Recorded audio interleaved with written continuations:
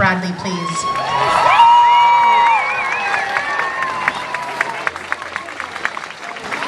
She's so sweet. She's like, that's so good. Take the break! Hi.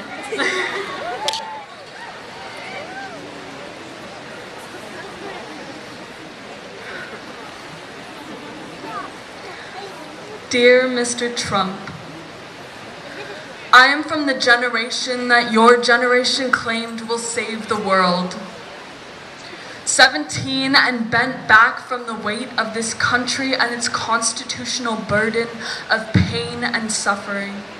And I am here to change the world.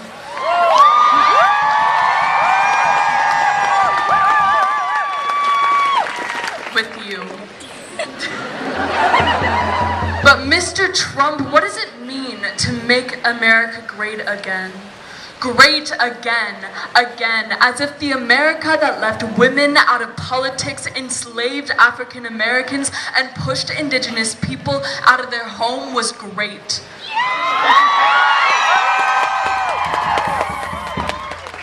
Mr. Trump, our country does not need any agains. We need human rights, equality, love, and we need it maybe for the first time ever.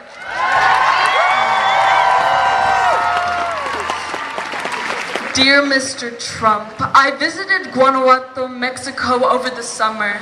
I had the opportunity to live with the most loving and welcoming culture I have ever experienced.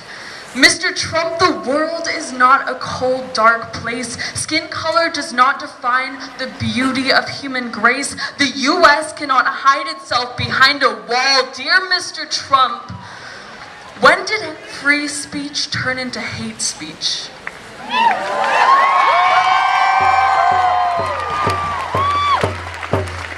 Dear Mr. Trump, during freshman year, I sat at a table between two older boys who often stole my pencils and waved them in front of me and smirked and winked and would say, "Get on me to get these back." Mr. Trump, when 1 in 5 women will be raped and 1 in 4 girls will be sexually abused before they turn 18, and 96% of people who assault children are male, and Mr. Trump, do you know what it's like to feel unsafe around a man?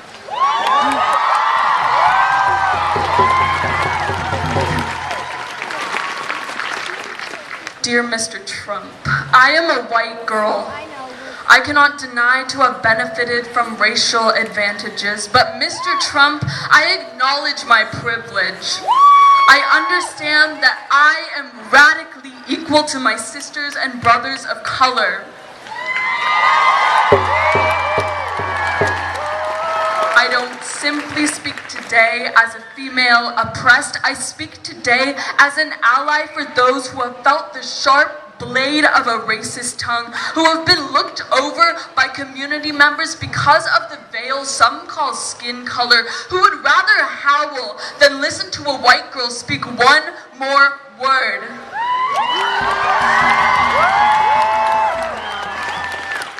Gloria Steinem once said, "Sexism is always made worse by racism and vice versa." But I march today not as a female oppressed, but as a human just rational enough to understand that color does not define the pulse of a heart and the glint of a smile. And Mr. Trump, I wonder what the U.S. would look like if we all became colorblind.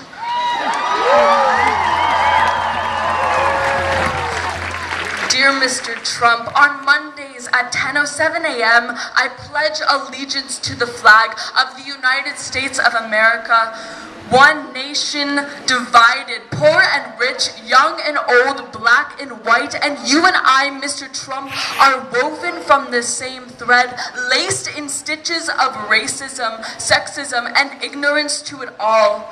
Mr. Trump, you and I are part of something greater that is screaming to be released.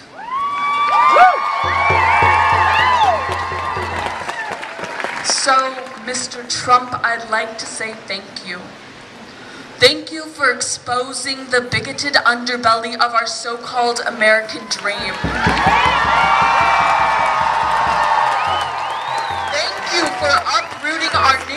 shaky infrastructure and oppressive foundation. Thank you for calling forth millions of people who prior to the election sat comfortably at home, but now are up and advocating for life, liberty, and the pursuit of happiness for all people.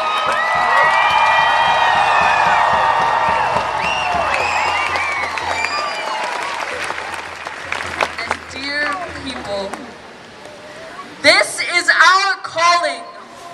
This is our moment to weave this quilt of humanity we call the USA back together the way we know it needs to be woven.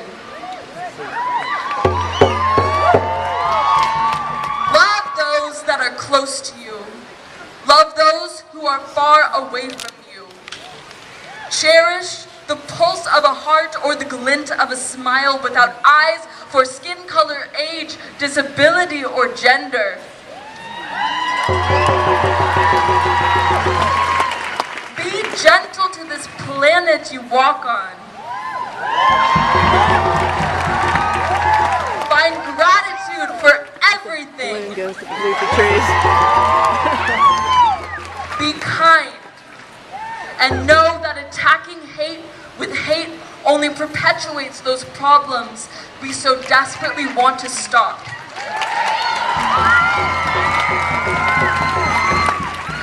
And love. We will finally weave this torn nation together with our very own heartstrings knitted to form one universal cloth, one universal world.